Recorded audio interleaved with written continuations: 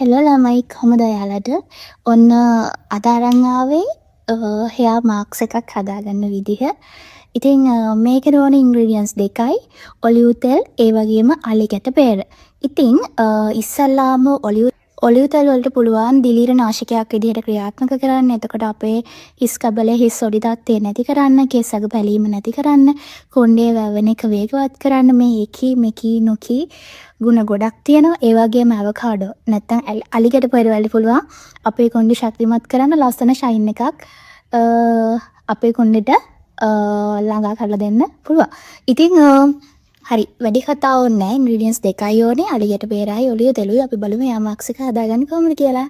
මම මේ අරගෙන තියෙන්නේ අලිගැට පෙර භාගයක් විතර ප්‍රමාණයක් තමයි මම මේ අරගෙන තියෙන්නේ. මේකට ඔලිව් තෙල් මෙන්න මේ වගේ හැන්දකින් දෙකක් දානවා. මම මේ එකතු කරගෙන තියෙන්නේ මේ ඔලිව් තෙල් එකතු කරලා තියෙන්නේ. මේක දැන් අපි අර හොඳට මේක මෑෂ් කරගන්න ඕනේ. මේක අර අපිට කොණ්ඩේ ඇප්ලයි කරන්න පුළුවන් වෙන විදිහට මේක අපි මෑෂ් කරගන්න ඕනේ.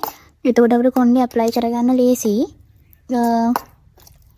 මේ hair marks එක විනාඩි 20ත් පැය භාගයක් අතර කාලයක් කොණ්ඩේ තියලා වොෂ් කරන්න කරගත්තා නම් කරනවා හරි. ඇත්තටම ගොඩක් හොඳ hair marks එකක්. මේ ඉතින් ඒ අතරේ මතක් කරනවා hair care group එකත් එක්කත් උන්න එකතු වෙන්න පුළුවන්. Facebook එකේ hair care with chammu කියලා තමයි group එක තියෙන්නේ. ඉතින් Facebook group එකත් එක්කත් එකතු වෙන්න කියලා ඔයාලට ආදරෙන් මතක් කරනවා. මේ හදන්න කියන්නේ මේ හදන්න ලේසි. මම ගත්තේ අලිගැට පෙර භාගයක් විතර. මේ තව ටිකක් මේක මේ මෑෂ් වෙන්න ඕනේ. මේ ඔයාලා දන්නවද මේ අවකාඩෝ වල නැත්තම් අලිගැට පෙර වලට පුළුවන් අපේ කොණ්ඩේ කැඩිලා යන එක නවත්තන්න. මේ ගොඩක් හොඳයි කොණ්ඩේ ගාන්න. එතකොට ආහාරයට එකතු කරගන්නවා නම් ගොඩක් හොඳ පළතුරක් තමයි අලිගැට පෙර. හරි මේක මේ මිනි විදිහට අපේ අර කොණ්ඩේ ගා ගන්න පුළුවන් සයිස් එකට නම් අපි මේක දැන් ඇප්ලයි කරන්න තියෙන්නේ. ඔයාලට මේකට ඔලිව් තෙල් නැත්තම් සුදු පොල් තෙල් පාවිච්චි කරන්න පුළුවන්. ඒ වගේම කැමති කෙනෙක්ට මේකද මේ බිත්තරයක් එකතු කරගන්න පුළුවන්. මම අද එකතු කරන්නේ නැහැ. මොකද මේ දෙක විතරක් ප්‍රමාණවත්. ඇත්තටම මේ දෙක විතරක් මේ දාන්න පුළුවන් නම් ඒක ගොඩක් ප්‍රමාණවත්. අර වැඩි හොඳට අපිට බිත්තරයක් මී පැණි ඒ වගේ දේවල් එකතු කරන්න පුළුවන්. හරි අපි බලමු දැන් මේක ඇප්ලයි කරගන්න කොහොමද කියලා. හරි මේ විදිහට කොණ්ඩේ අවුල් ටික කඩාගත්තට පස්සේ අපි hair marks එක ඇප්ලයි කරගන්න තමයි.